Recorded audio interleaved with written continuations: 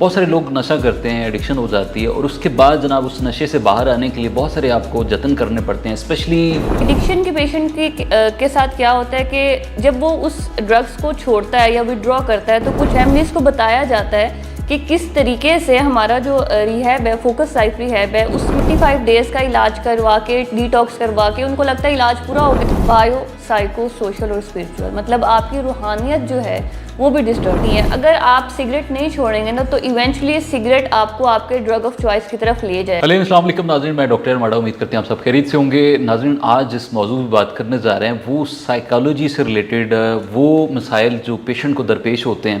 بہت سارے لوگ نشہ کرتے ہیں, ایڈکشن ہو جاتی ہے, اور اس کے بعد جناب اس نشے سے باہر آنے کے لیے بہت سارے آپ کو جتن کرنے پڑتے ہیں. اسپیشلی اس مریض کی فیملی کو بہت سارے مسائل کا سامنا رہتا ہے. اس پورے موضوع کو ڈسکس کرنے کے لیے ہمارے ساتھ موجود ہیں ڈاکٹر رمشا رانا, جو کہ کلینکل اینڈ ہیلتھ سائیکولوجسٹ ہیں اور اسسٹنٹ ڈائریکٹر ہیں فوکس لائف ریہیب سے. تو ان کو ہم نے مدعو کر رکھا ہے. السلام علیکم ڈاکٹر صاحب, کیسی ہیں؟ السلام, الحمدللہ. ڈاکٹر صاحب, جس موضوع پہ بات کرنا چاہ رہے ہیں بڑا سینسٹیو موضوع ہے, اس پہ عام لوگ بات نہیں کرتے, تو ہم بات کرنا چاہ رہے ہیں کہ ایک تو نشہ بہت بڑی بیماری ہے, اور اس پہ جب پیشنٹ ایڈکشن کی طرف چلا جاتا ہے, بہت سارے ہم دیکھتے ہیں فیملیز, ان کے گھر تباہ ہو جاتے ہیں اور وہ پیشنٹ الٹیمیٹلی ڈیتھ کی طرف ہی چلا جاتا ہے. تو میں یہ جاننا چاہ رہا ہوں کہ مریض کو کس طرح سے راضی کیا جائے, مریض سے پہلے فیملی کو کس طرح سے اس حوالے سے ہم اویئر کر سکتے ہیں. اس سے ریلیٹڈ تھوڑا سا میں اویئرنیس دیتی ہوں کہ دیکھیں, جو ایڈکشن کا پیشنٹ ہے اور جو ایڈکشن کی ڈیزیز ہے, یہ ڈیزیز ہی ایسی ہے کہ سب سے پہلے یہ آپ کے برین پہ جا کے انفلوئنس کرتی ہے.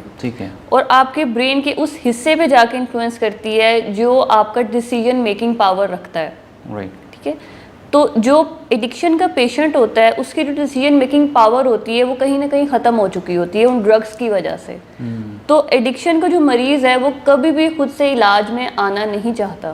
ہاں, ظاہری بات ہے, وہ تو کبھی نہیں آئے گا. obviously دیکھیں نا, ایک چیز ہے آپ کو بے شک وہ وقتی طور پہ پلیجر دے رہی ہے. ایڈکشن جو ہے, کوئی بھی ڈرگز آپ لے رہے ہیں وہ پلیجر تو وقتی طور پہ ہی ہے, لیکن وہ پلیجر تو آپ کو دے رہی ہے. اب ایڈکشن کے پیشنٹ کے ساتھ کیا ہوتا ہے کہ جب وہ اس ڈرگس کو چھوڑتا ہے یا وڈرا کرتا ہے تو کچھ سمٹمز اس کو آتے ہیں, جیسے کہ کچھ تکالیف اس کو فیس کرنی پڑتی ہیں, جیسے کہ اس میں ڈپریشن بھی ہوتا ہے, اسٹریس بھی ہوتا ہے, اور وہ تکالیف اس کے لیے پینفل ہوتی ہیں. اسی وجہ سے وہ دوبارہ سے ان ڈرگس کا استعمال کر لیتا ہے, اور وہ ڈرگز ان کو پلیجر دیتی ہیں. اب ایک انسان جس کو مسلسل پلیجر مل رہا ہے وہ کبھی بھی نہیں چاہے گا کہ یہ پلیجر جو اس کا ہے وہ اس سے چھین لیا جائے. اور علاج کو تو ایز اے قید مانتے ہیں کہ اب ایسا ہی ہے کہ ایک انسان کو آپ بند کر دیں اور اس میں لے آئیں, اس کا وہ پلیجر کا جو سیکنگ سارا بیہیویئر ہے وہ ختم ہو جائے گا. تو ایڈکشن کا جو مریض ہے سب سے پہلے تو وہ کبھی بھی علاج میں آنا ہی نہیں چاہے گا. پاسبلٹی ہے کہ جب ایک سچویشن ایسی بن جاتی ہے کہ مریض ہٹ باٹم ہو جاتا ہے, ہماری فیلڈ میں ایک ٹرم یوز کی جاتی ہے ہٹ باٹم, کہ وہ نشہ کر کر کے اکتا جاتا ہے. تو پھر وہ اپنے گھر والوں کو کہتا ہے کہ اب میں علاج کے لیے راضی ہوں, مجھے علاج میں لے جائیں. ٹھیک ہے. کیونکہ وہ اب مزید نشہ اس کو پلیجر نہیں دے رہا, اس کی باڈی اتنی ٹالرنس ہو گئی ہے, اتنی ٹالرنس ڈیولپ کر چکی ہے کہ مزید اب نشہ اس کے لیے پلیجر کا باعث نہیں بن رہا. تو اس سچویشن میں صرف وہ اپنی فیملی کو کہیں گے کہ ٹھیک ہے آپ مجھے علاج میں لے جائیں. ادروائز 80 to 90% جو پیشنٹس ہیں ایڈکشن کے, ان کو انٹرونشن کے تھرو ہی علاج میں لایا جاتا ہے, کیونکہ یہ خود سے کبھی بھی راضی نہیں ہوتے علاج کے لیے.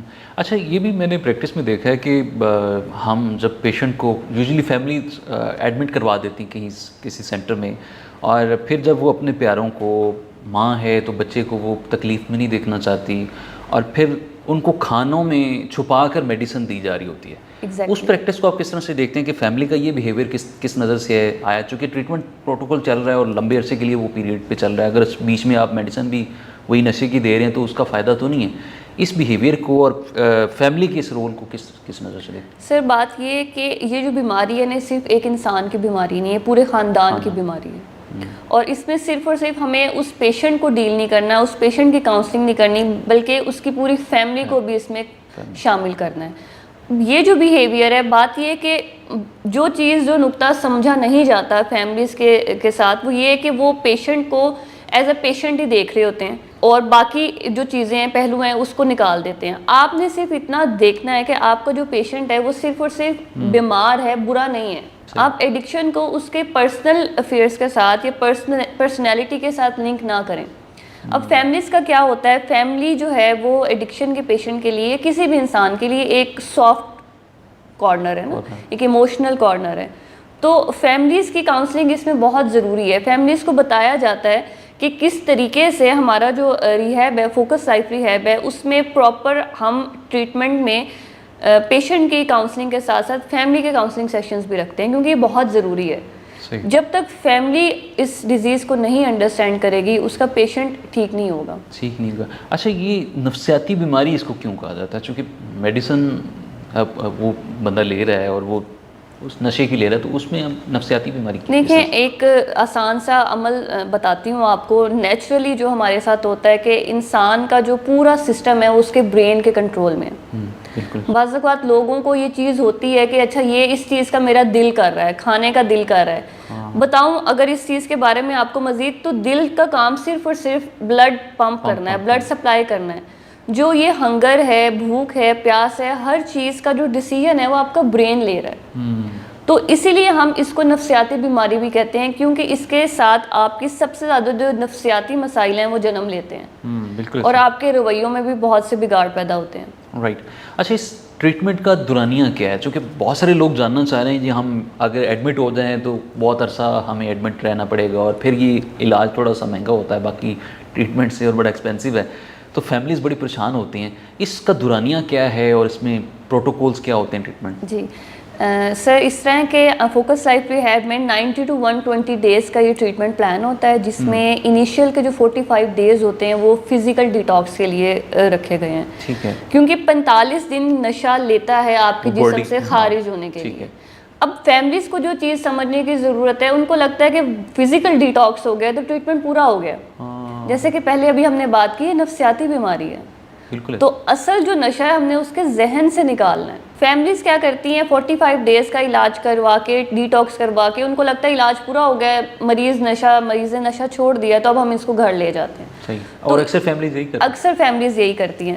تو اس میں جو میجر چیلنج ہمیں فیس کرنا پڑتا ہے وہ فیملی کو اس چیز کو لے کے اویئرنیس دینی ہوتی ہے, ان کو گائیڈ کرنا ہوتا ہے کہ دیکھیں یہ صرف اور صرف جسمانی بیماری نہیں ہے, یہ نفسیاتی بیماری بھی ہے. یہ آپ کے نفسیات کو بھی ساتھ ساتھ کرتی ہے, ڈسٹرب کرتی ہے, جس کی وجہ سے آپ کی زندگی کے تمام پہلو بایو, سائیکو, سوشل اور اسپریچول ماڈل پہ یہ بیماری چلتی ہے. کہ کوئی بھی دنیا میں ایسی ڈیزیز نہیں ہے جس میں آپ کی یہ چاروں چیزیں ڈسٹرب ہو رہی ہوں. دیکھیں اگر ڈائبٹیز ہے, کینسر ہے, یا کوئی بھی مریض ہے اس بیماری کا ہے, تو فیملیز اس کو صرف اس وجہ سے نفرت نہیں کرے گی کہ اس کو شوگر ہے, فیملی اس وجہ سے نفرت نہیں کرے گی کہ اس کو کینسر ہے. کہیں نہ کہیں اسٹریس ہوتا ہے لیکن باقی پہلو ڈسٹرب نہیں ہوتے.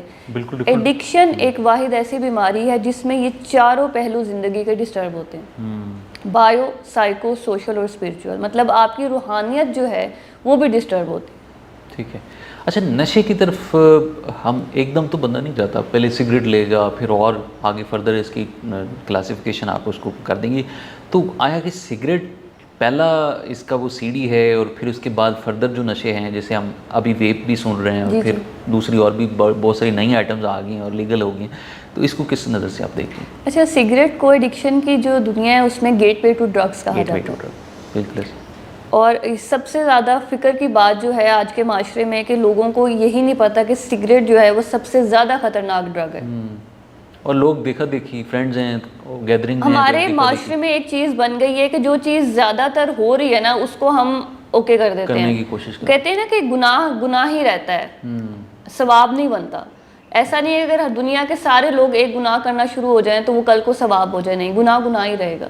یہ فیشن کے طور پر اور کولنس کے طور پر اس کو اتنا پریویل کیا گیا ہے کہ وہ جو بیسک اس کا نقطہ ہے کہ سگریٹ جو ہے وہ سب سے بڑا گیٹ وے ہے ڈرگس کی طرف. کیونکہ سگریٹ کے اندر جو نیکوٹین پایا جاتا ہے وہ خود ایک اسٹیمولنٹ ہے. وہ آپ کی باڈی کو کیا کرتا ہے, اسٹیمولیٹ کرتا ہے. اسٹیمولنٹس بیسکلی کیا کرتے ہیں, آپ کے مائنڈ کے پروسیس کو تیز کرتے ہیں.